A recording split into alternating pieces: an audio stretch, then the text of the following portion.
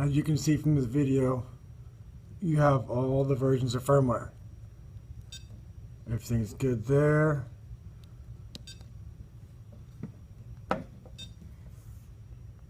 Alarm chest. Give me some ratings. 5, okay.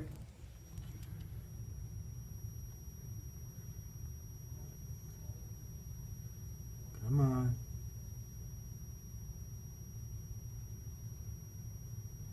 We have communication on both sides. Now, what I was talking about yesterday, this cable that is right here, this cable goes between here and here. As you can see, it is in the far right spot. Make sure that this is wired in from here to here. And then the round one is on the left one, and it goes into the third spot right here. Round, flat. Now, I'm going to show you what I'm talking about. Turn this off. Off. If this cable is bad, removed, or whatever you want to call it, turn it back on. If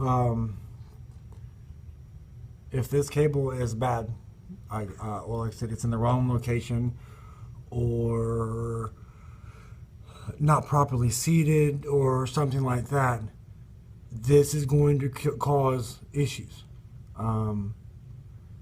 We want to make sure that this cable is in the right spot, and so we can make sure everything's good there. The issue is not in the remotes. Your remotes are fine. I haven't had any issues with any of the remotes. Anytime any repairs or anything has been done, the remotes have been perfectly fine. The issue, like I've said in the email, is your MCX not showing you a version of firmware on the ACC. That is the cause. That's what's going on. Oh, I'm back up here. So, like I said, if this cable is messed up,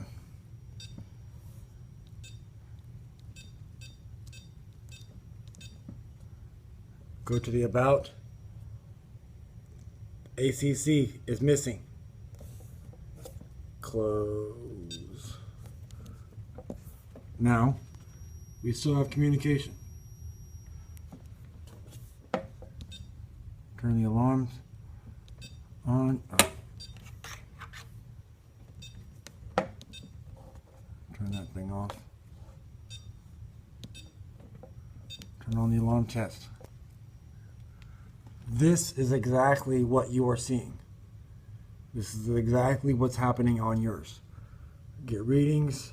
We'll go up a little bit more. 10, okay.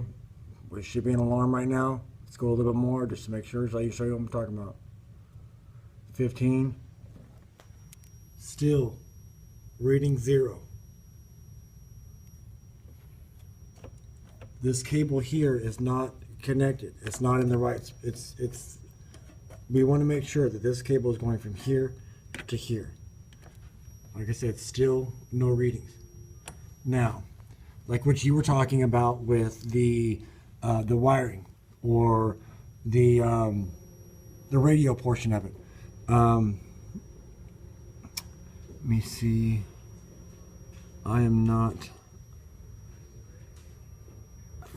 Okay. Yeah. Right now, these I've actually got this wired, so I'm not using radios. But this, like I said, this gives the same thing, and really all your radios do is get rid of this wire. So the radios are not the issue.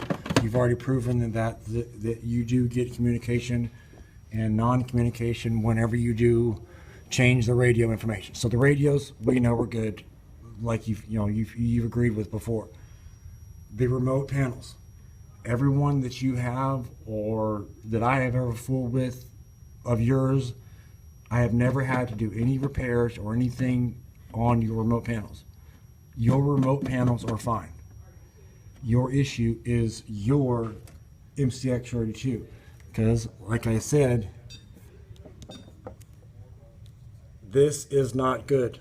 This is your issue. Now, let me turn this back off. If I put this back on, like I said, check, you want to check and maybe check, make sure that this is kind of cleaned up or whatever. Make sure you got no cracks or, cuts or anything like that, because sometimes in the door, things tend to get kind of cramped a bit. Make sure that you got all of that's kind of cleaned up in there. And like I said, it goes from right here, followed up, and it goes into the far right port. Just wire it, plug it right in here. Like I said, want to make sure, check all this other stuff over here, make sure that cable's okay. And properly seated. See, it's good. If for some reason it's still having issues, maybe you have another cable that you can temporarily check out and see. I'm not sure. It's just a standard Ethernet cable as far as I can figure of it. Now, that's connected. Turn everything back on. All right, going here, just like I said, from here to here. The rest of it, the reason why I have wires on all three, like I said, A5, B5, this is port 1. A4, B4, it's port 2. And A1, B1, that's the remote port. That is the standard wiring for an MCX32. And I left it that way because I have 3 radios. Well, it looks kind of whatever, but this is the radio for port 1.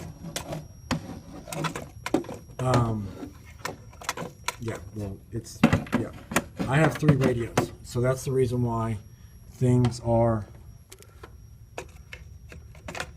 but because you don't have 3 radios and your controller was originally set up for port 1 and port 2, to get the radio, to get the remote, to get one of the radios wired to the remote port, it was basically wired in to, wired from port 2, where it originally was, and just move the wires from here.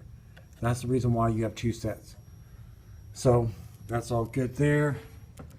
We go back to main menu.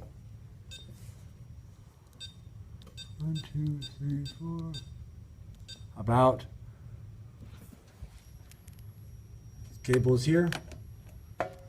We now have the version of firmware. It's back. Alarm inhibit. Turn this off. Alarm test.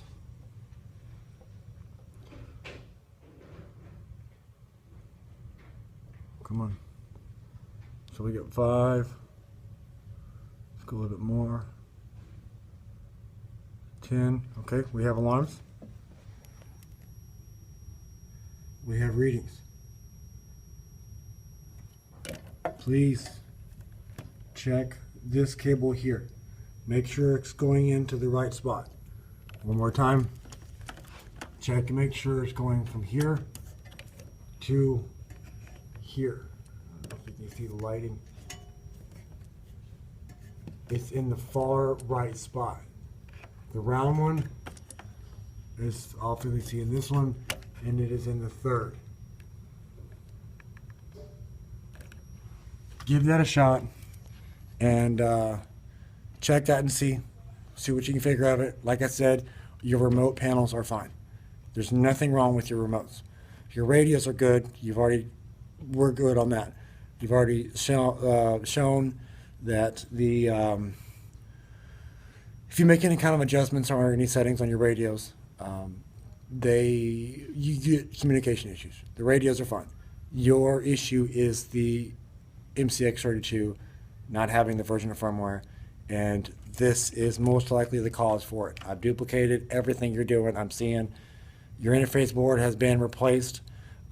You're not going to have two interface boards doing the exact same thing, especially whenever Peter and all them had tested those boards and make sure they work. So double check that cable and go from there. All right, talk to you later.